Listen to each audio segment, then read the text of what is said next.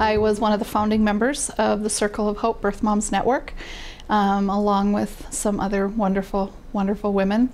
I am a trainer, so I train and speak on the topics of fetal alcohol spectrum disorder and effective advocacy all over the United States and even to Europe a few times, which has been wonderfully amazing experience.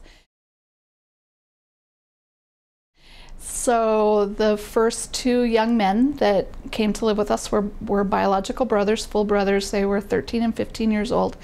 And after about 2 years of them living in our home, both my husband and I and our birth children were extremely frustrated and sad and worried and all of that, because nothing that we seemed to be doing as far as parenting ideas and strategies seemed to be working with these two young boys. My middle birth daughter, who was a senior in high school at that point, brought me home this packet of information one day that she had received in her health class, and it was on something called fetal alcohol syndrome. And this was like 1992, and I had never heard of FAS, up to that point. And as I started to read the literature and the pieces of information she brought home, I started to kind of get this feeling in, the pit of my stomach, like, oh my gosh, maybe this is what we've been experiencing these last 2 years.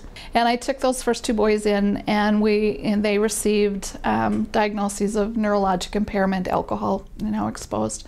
I brought 8 more foster children into the clinic to be assessed and evaluated.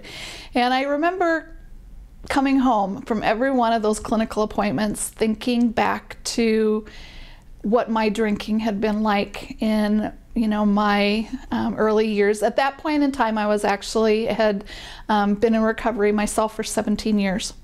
And I would come home and I would think, oh my gosh, when I was pregnant with Faith, my oldest daughter, I was drinking a lot. I was a senior in high school, right after graduation, and how much I would drink on weekends with friends and, my fiance at that point. And I'd come home and I'd think, what? My daughter looks just like my foster kids, maybe not ethnically or, but all in all, what we were experiencing with the foster children was kind of the same things that we had experienced with Faith. Struggles in school and difficulty with memory and, problems with abstract concepts and so on.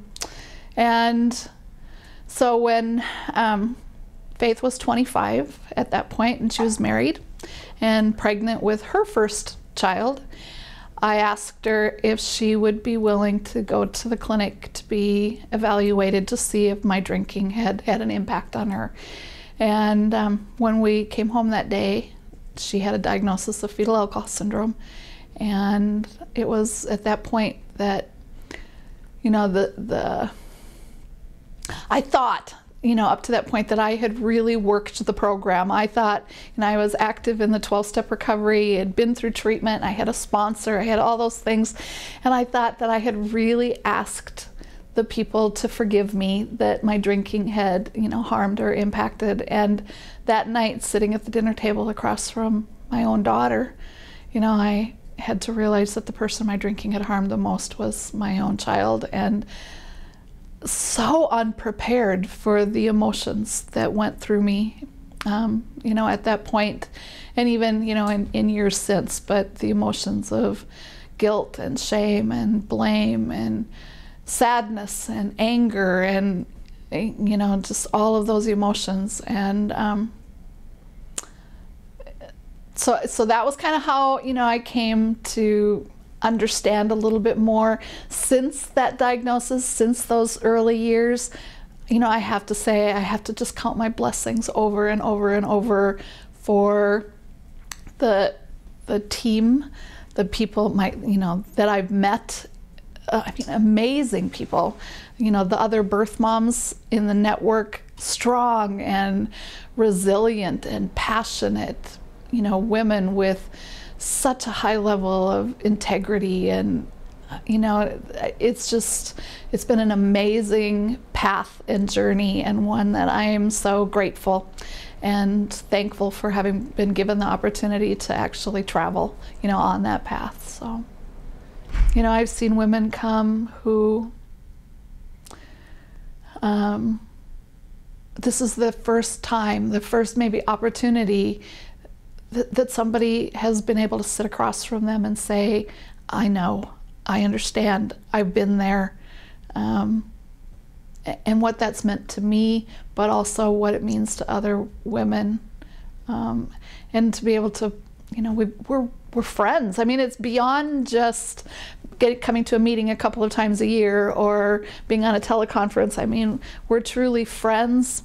And so I've seen women come with, absolutely at that kind of rock bottom place, not knowing whether they're going to make it, through the next week or two. And we're 5 years later, and we're 6 years later, and they're still coming, and they're still part of the network, and they're still willing to share and give. And that's just, what an experience that's been. I've never met a woman, yet who has purposefully drank with the intention of, just saying, I get up this morning and I'm going to drink because I want to, damage my baby or hurt my baby.